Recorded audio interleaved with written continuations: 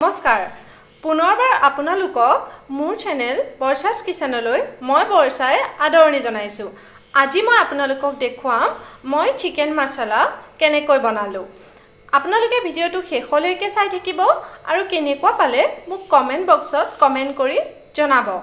তেন্তে পলম নকৰি আহকচোন মই ভিডিওটো আৰম্ভ কৰো। এয়া মই চিকেন মছলা বনাবলৈ চিকেন লৈছো। এইটো আমুল বাটাৰ। এয়া মই দুটা পিয়াজ মিক্সিত পিছি লৈছো। এয়া জিৰা, এইটো নহৰু, আদা আৰু জলকীয়াৰ পেষ্ট আৰু মই দুটা পিয়াজ এনেকৈ কাটি লৈছো। এইটো শুকান জলকীয়া, এইখিনি নৰসিংহ পাত, এইটো গোটা জিৰা আৰু এইটো ধনিয়া গুৰি। এতিয়া মই এইখিনি বনাম। এয়া কেৰাহীত মিঠাতেল দিছো।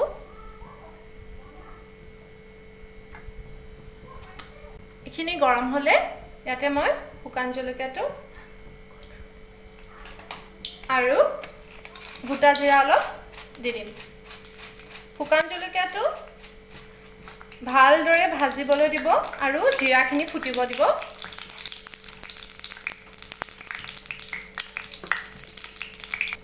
এইখিনি ভালদৰে গৰম হলে ইয়াতে মই নৰসিংহ পাত দিম।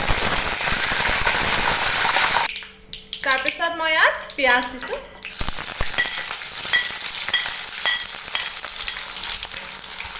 পিয়াজখিনি গোল্ডেন হোৱালৈকে ভাজিব।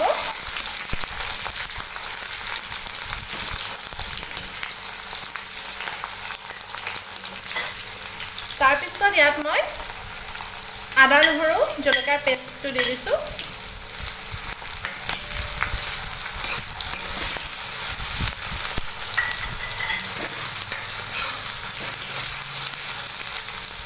এইখিনি ভাজি হলে এতিয়া মই ইয়াতে চিকেনখিনি দি দিম।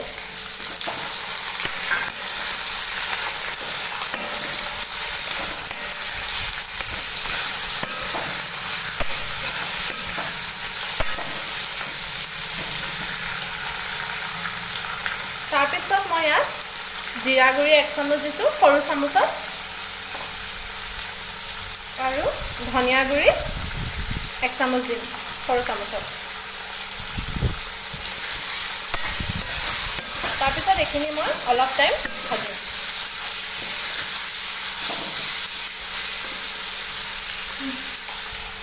এইখিনি মই 2 মিনিট মান ভাজি ললো। তাৰপিছত মই ইয়াত এতিয়া হালধি দিছো,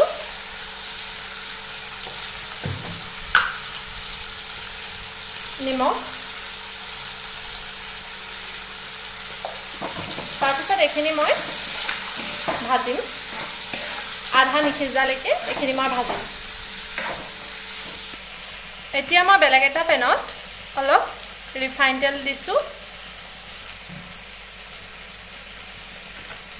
তাৰপিছত আমি যে পেষ্ট বনাই থৈছিলো পিয়াজৰ, সেইটো মই ইয়াত দিম। তাৰপিছত এইখিনি মই ৰেড হৈ নোযোৱালৈকে ভাজিম। এয়া পিয়াজখিনি মই পুৰা ৰেড হোৱালৈকে ভাজিছো। এতিয়া মই এইখিনি চিকেনখিনিত দি দিম। চিকেনখিনিও পুৰা আধা সিজিয়ে গৈছে।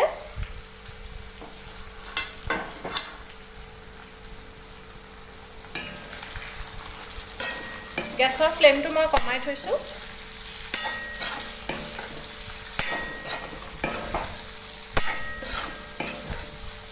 যিহেতু মই পিয়াজখিনি ভাজিয়ে লৈছো, সেইকাৰণে ইয়াত মই আৰু ইমান বেছি নাভাজো, 1 মিনিট মান ভাজিম। এইখিনি মই 1 মিনিট মান ভাজি ললো। ইয়াতে মই এতিয়া অলপ পানী দিম। মই অলপ গ্ৰেভি কৰিম, সো মই পানী দিছো। আপোনালোকে গ্ৰেভি নকৰিলে এনেকেও থব পাৰে।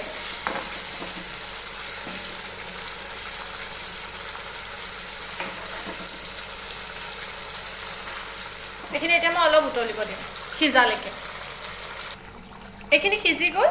এতিয়া মই ইয়াতে 1 চামুচ বাটাৰ দি দিম। ইয়াতে মই মিট মছলা, চিকেন মছলা একো ইউজ কৰা নাই। তেনেকৈ এইটো চিকেন খাবলৈ খুব ধুনীয়া হয়। আপোনালোকে বনাই চাব, ইজি হয়। তাৰপিছত এইখিনি অলপ উতলিলে মই গেছটো অফ কৰি দিম।